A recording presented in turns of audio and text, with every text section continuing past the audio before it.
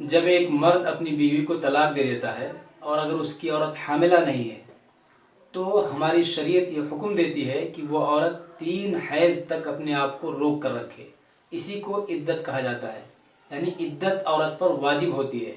3 حیض اب وہ 3 مہینے میں کمپلیٹ ہو یا 3 سال میں کمپلیٹ ہو، جب تک 3 حیض اس کو نہ آ جائے وہ کسی اور سے نکاح نہیں کر سکتی ہے. اچھا، اب یہ چیز سننے کے بعد میں بعض پڑھے لکھے جاہل اور بعض عورتیں جو ہے اعتراض کرتی ہیں کہ یہ اسلام نے ہم پر ظلم کیا ہے. مرد فوراً شادی کر لے اور عورت فوراً شادی نہ کرے، یہ عورتوں پر ظلم ہے. تو یہ شریعت نے عدت کا حکم کیوں دیا ہے، اس کے پیچھے کیا حکمتیں ہیں، یہ سب جاننے کے لیے آئیے ہم مفتی سلمان اظہری صاحب کا یہ بیان سنتے ہیں. اس بیان کو آپ سنیں، اس کے بعد آپ کو پتہ چلے گا کہ اس کے پیچھے کیا حکمتیں ہیں. اللہ رب العزت نے ہم پر یہ عورتوں پر یہ کیوں واجب کیا ہے. آپ کو پتہ ہے اسلام کا یہ جو نظام ہے، ایک انگریز نے کہا، اس نے ریسرچ کر کے کہا، عورت کو اگر کسی نے طلاق دے دیا، توجہ چاہتا ہوں، اگر کسی نے طلاق دے دیا تو اس کی عدت کیا ہے. وہ عورت دوسرے مرد سے اگر نکاح کرنا چاہے تو کب کرے گی؟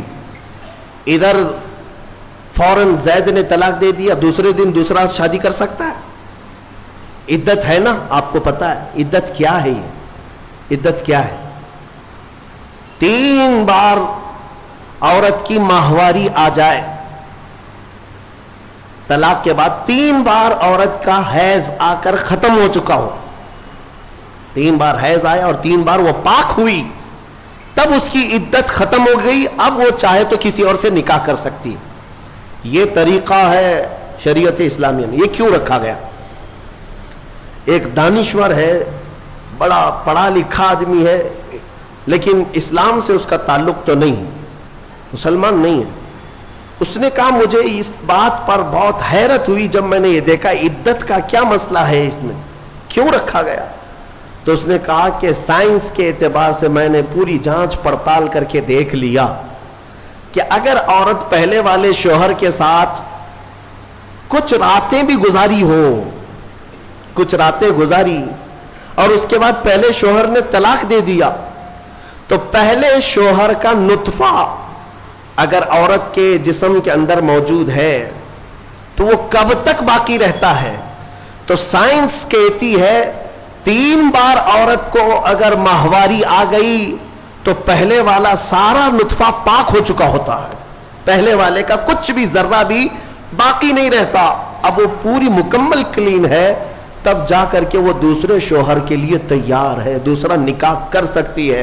میرے عزیزوں، یہ میں نہیں کہتا، غیروں نے جو پڑھا ہے وہ کہتے ہیں کہ اسلام نے یہ عدت کا جو نظام رکھا ہے وہ صرف اس لیے کہ آنے والا بچہ اس کے نسب میں کوئی اختلاط نہ ہونے پائے، نسب میں کوئی اختلاط نہ ہونے پائے. عورتوں کی بھی حفاظت اور بچوں کی بھی حفاظت. الحمدللہ مجھے فخر ہے اس بات پر کہ دین اسلام نے یہ پاکیزہ نظام رکھا ہے، پاکیزہ نظام. آپ کو پتا ہے آج دنیا یہ سارا نظام درہم برہم کرنا چاہتی ہے. ہاں، جو ماڈرن کلچر کے دلدادہ ہیں ان سے میں کہتا ہوں جاؤ ذرا یورپ کو دیکھو، انہوں نے شادیوں کا نظام ختم کر دیا. شادیوں کا نظام ختم کرنے میں کئی چیزیں ان کے ساتھ آئیں، میں بتاتا ہوں. ایک سسٹم ہے جو کام کر رہا ہے، شیطان کے پجاری ہیں، وہ ڈیول ورشپرز، شیطان کے پجاری. وہ صحیح طریقے سے جو نباہ ہوتا ہے اس کو ختم کرنے پر لگی ہوئی ایک ٹیم ہے، ایک پوری ٹیم کام کرتی ہے. وہ مردوں کو عورتوں سے دور رکھیں، عورتوں کو مردوں سے، یا اگر رکھیں تو ناجائز طریقے سے رکھیں. اس کے لیے کیا کیا طریقے اپنائیں. میں 2 سال قبل شاید یا 3 سال قبل کی بات ہے، شب قدر میں نے اس کو عرض کیا تھا. پورا نظام جو یہ معاشرتی جو نظام ہے، ازدواجی جو نظام ہے، اس کو مار ڈالا ہے یورپ کے کئی کلچرز نے. کیا کیا جانتے؟ مردوں کو خود اپنے ہاتھوں سے تسکین حاصل کرنے کے طریقے سکھا دیے کہ عورت کی ضرورت ہی نہ پیش آئے. اپنے ہاتھوں سے شہوت کو پورا کر لو، خواہشات پوری کر لو. اس کے لیے انہوں نے کھلونے بنائے، آلے بنائے، ساری چیزیں بنائی تاکہ شادی کا نظام ہی نہ رہے. عورتوں کو بھی اسی طرح سے تباہ و برباد کر دیا کہ عورتیں بھی اس نظام میں نہ آئیں. وہ اپنی جسمانی خواہش پوری کرنے کے لیے پلاسٹک کا بھی سہارا لے لیں, کسی بھی دوسری چیزوں کا سہارا لے لیں. میں نے جب یہ پڑھا کہ باہر کئی جگہ پر مارکیٹ میں باضابطہ سلیکون کی پوری عورتیں ملتی ہیں, پورا کا پورا مرد ملتا ہے. سلیکون ایک ربر ٹائپ کا, اس کا پورا خوبصورت مرد بھی بنایا جاتا ہے, خوبصورت عورت بھی بنائی جاتی ہے, تاکہ جسے اپنی جسمانی خواہش پوری کرنا ہو تو ان کھلونوں کے ساتھ پورا کر لے اور اپنے آپ کو تباہ و برباد کر لے. ہوگا کیا اس سے؟ یہ نظام ختم کرنا ہے ان کو کہ ازدواجی نظام ہی نہ رہے, نہ بچے ہوں, نہ صالح معاشرہ ہو. نظام ختم کرے. بہت لوگ اس میں تباہ و برباد ہو چکے. یہ سلیکون کی گڑیا اور گڈے بنائے گئے, ان کی زندگیوں میں داخل کیے گئے. یہ ہٹ گیا تو پھر ان لوگوں نے کئی ملکوں میں LGBT کمیونٹی کو متعارف کرایا. یہ کیا ہے؟ LGBT کمیونٹی ایک معاشرہ ہے, یہ پوری دنیا میں کام کر رہے ہیں. 50 لاکھ سے زیادہ کے ممبر ان کے ہندوستان میں ہیں. ہر کنٹری میں ان کو سہولیات دی جا رہی ہیں. یہ کون لوگ ہیں؟ یہ وہ لوگ ہیں کہ مرد مرد سے اور عورت عورت سے اپنی خواہشات پوری کرے.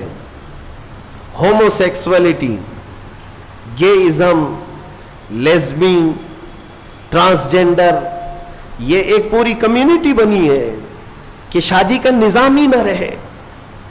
مرد مردوں سے اپنی خواہشات پوری کر لے, عورت عورتوں سے اپنی خواہشات پوری کر لے. یہ قوم لوط کی بلا, جس کے متعلق قرآن نے کہا اس گناہ میں جو مبتلا ہیں وہ دردناک عذاب میں گرفتار ہوں گے. 3 جگہ ان کا ذکر آیا ہے.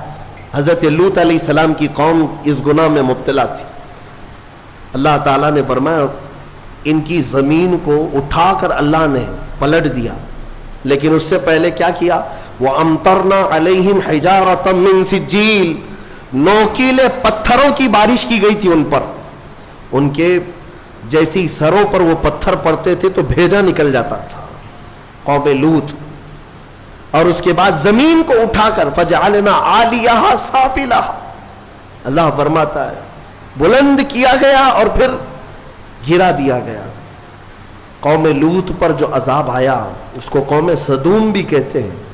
جارڈن میں کبھی آپ کو جانا ہو تو یہ وہی علاقہ ہے جہاں حضرت لوط علیہ السلام کا قیام تھا. میں نے خود سفر کیا, تقریباً 150 سے 200 کلومیٹر تک گاڑی چلتی رہے تو صرف اور صرف کالے کالے پتھر ہی ہیں, عجیب قسم کے پتھر ہیں. دیکھو تو ڈر لگے. آج بھی نہ کوئی آبادی ہے, نہ کوئی گھر ہے, نہ کوئی درخت ہے, کچھ نہیں. بہت دور تک صرف کالے کالے پتھر پڑے ہوئے ہیں. وہ کس زمانے کے پتھر اور کس پہ برسے ہوئے پتھر یہ تو میں یقین کے ساتھ نہیں کہتا, لیکن علاقہ وہی ہے جو قوم لوط پر عذاب آیا تھا. میرے عزیزوں, میرے کہنے کا خلاصہ یہ ہے کہ یہ دنیا اس اسلامی خصوصیات کو مار ڈالنا چاہتی ہے, ختم کرنا چاہتی ہے کہ صالح معاشرہ نہ رہے. ایک بات یاد رکھنا, بڑے بزرگوں نے لکھا ہے کہ جو حلال طریقے سے بچہ آتا ہے نا, وہ بزرگوں کا ادب بھی جانتا ہے, حلال و حرام کی تمیز بھی جانتا ہے, اس کی زبان بھی پاک ہوتی ہے اور اخلاق بھی اچھے ہوتے ہیں. اور جو حرام طریقے سے دنیا میں آیا ہے تو پھر اس کے اندر اس کے کیریکٹر بہت خراب بھی ہو جاتے ہیں.